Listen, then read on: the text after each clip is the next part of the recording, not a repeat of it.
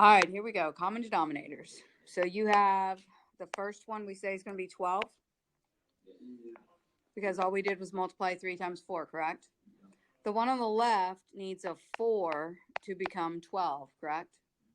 That means I multiply the top and the bottom by 4. So I get 8 twelfths is the same thing as 2/3. The one on the right needs a 3 for the bottom to become 12, correct? So I multiply by 3 over 3. So I add 3. So then we get 11 over 12. So this one, we're going to go with 32. The one on the left already has 32, but the one on the right needs to be multiplied by 4. So we're going to multiply by 4 over 4. And then we get negative 1/32.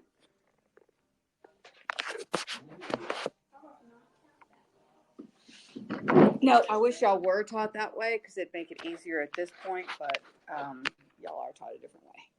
Okay, so now let's look at this scenario. We're going to add these and see if you were taught that way, then you'd already be comfortable doing these.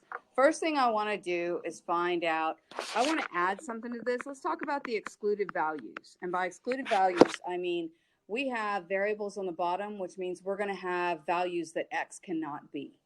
So when you look at example number 2, what are the values that x cannot be?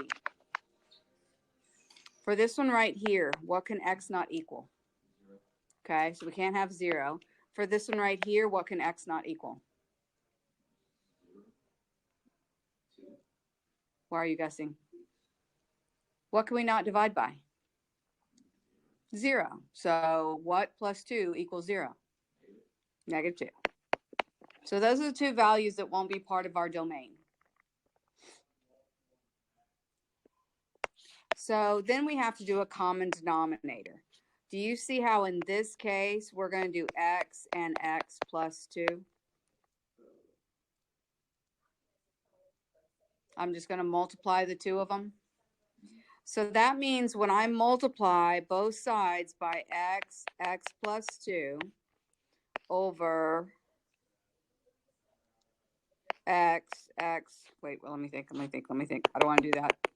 I'm thinking of something else. So I want to look at my x. Of the common denominator, I'm with it now. What am I missing? What do I need?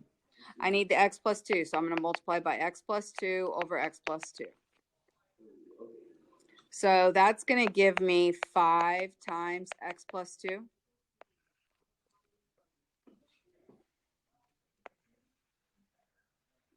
And we're having to multiply by it over the top of itself because right now it's just an expression. So we can only multiply by 1.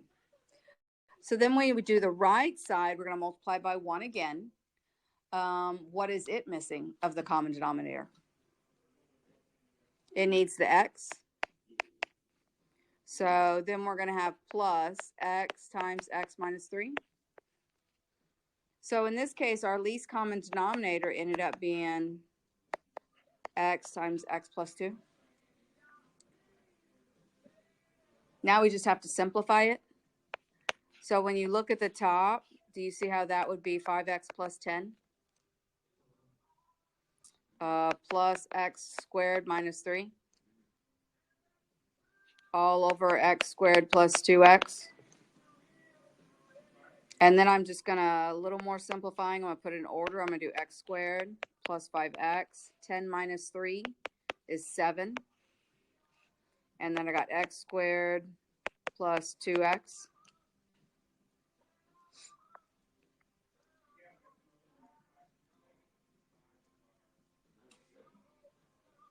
Which one? This one?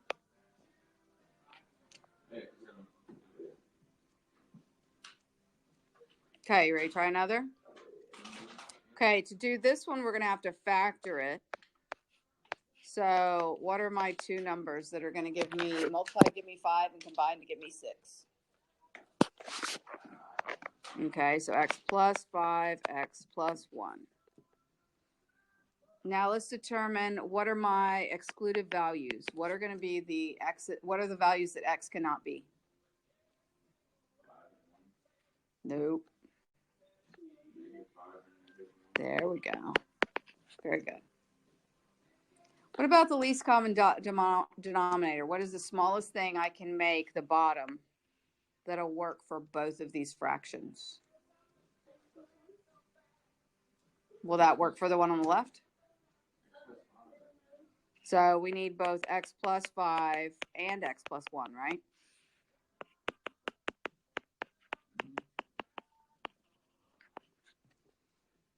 What's going to happen? What's the left side missing of the x plus 5, x plus 1? What is it missing? Yeah.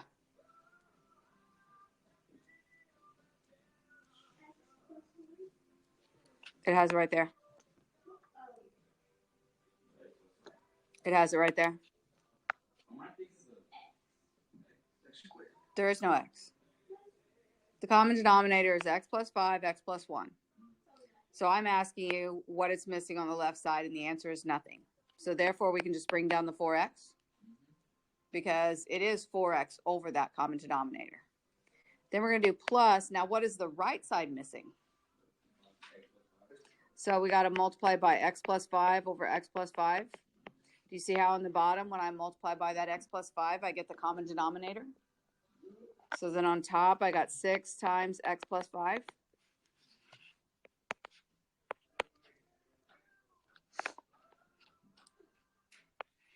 We can just FOIL the top back out to what it was. And then the bottom, I got what? 4x plus 6x plus 30, which would give us 10x plus 30.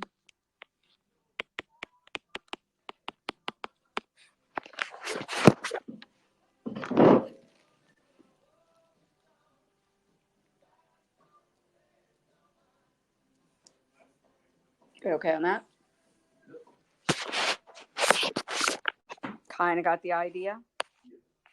Okay, so let's look at this next one. I'm going to do a little less. I want you to determine the extra values. Write them down. And then I want you to determine the least common denominator.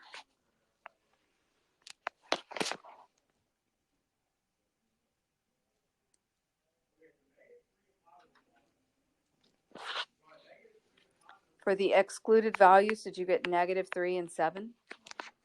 Excellent. For the denominator, did you get x plus 3 and x minus 7? Great. So we got x plus 3 and x minus 7. For the left piece, I want you to determine what you need and multiply that.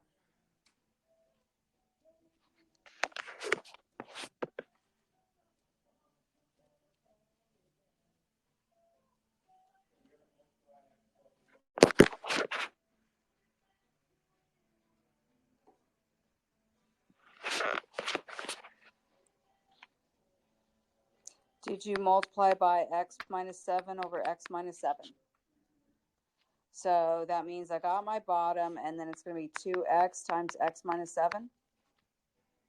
Then we have to bring down this minus sign right here. Now I want you to determine what the right side is missing.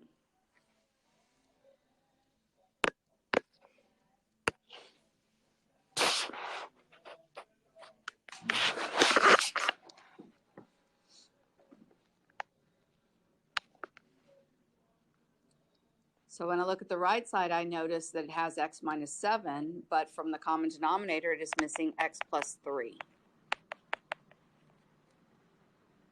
So then we end up with 8 times x plus 3. Does that work for y'all? Sweet. Then we're just going to start simplifying it. So on top, I get 2x squared minus 14x minus 8x minus 24 all over x squared minus 4x minus 21. I think I got a little simplifying it still do on top.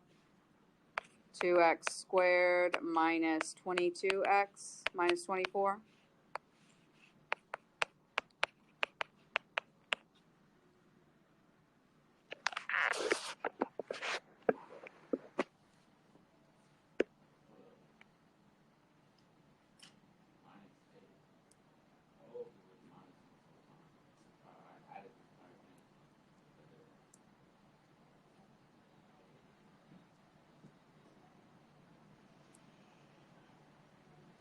So when you're ready, I want you to go ahead and find the least common denominator for the next one.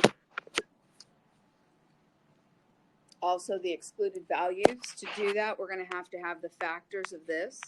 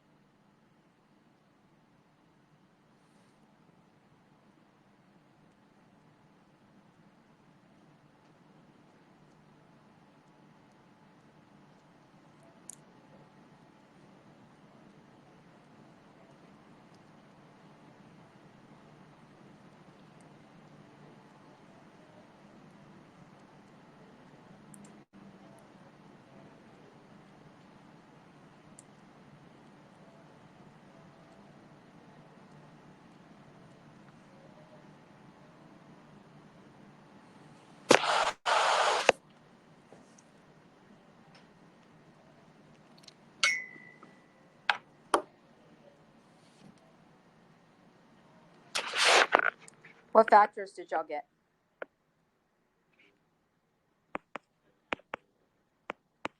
Good. So then based on that, what's the least common denominator? Huh? Those two factors, x minus 8, x minus 1. What are the excluded values?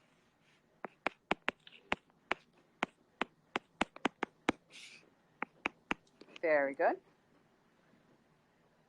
So since the left side has the whole common denominator already, we can go ahead and bring down the 2x plus 5.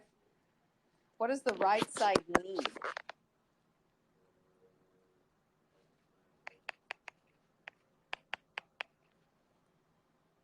So we got a minus sign we have to bring down. And then after that, we got 3x times x minus 8. And after that, it's just simplifying, combining terms. So we got 2x plus 5. We got negative 3x squared. And we got positive 24x. All over x squared minus 9x plus 8.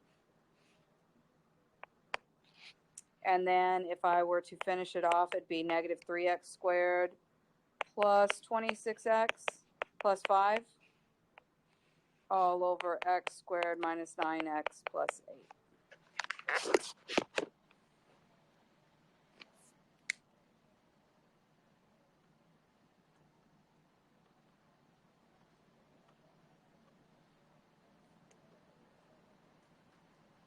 Multiplying is more fun.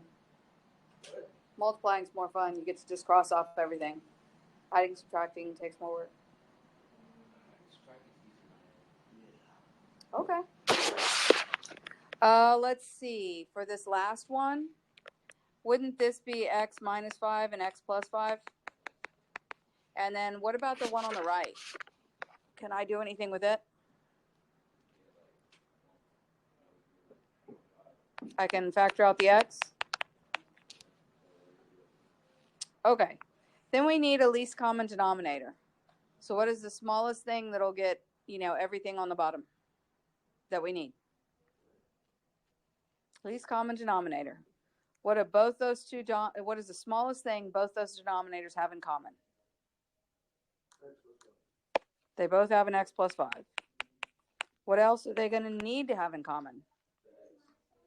They're going to need the x minus 5. What else? The x. So this is going to be the smallest thing we can put down there to be able to get them with the same common denominator. So looking at the left side, what piece of the denominator is it missing?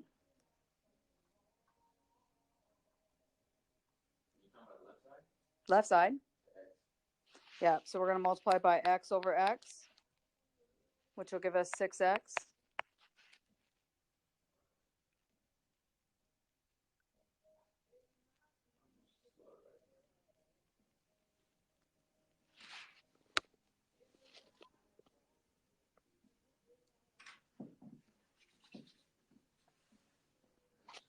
Okay, now what is the right side missing? So we're going to multiply by x minus 5 or x minus 5. And we get minus 2x minus 5. What are the excluded values? Excluded values. What can x not be? And? There you go. And so then when I go to simplify, I get 6x minus 2x plus 10.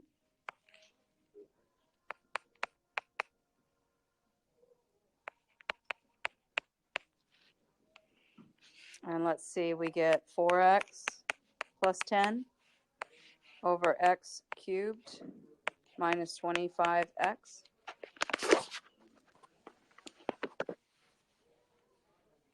We okay with that?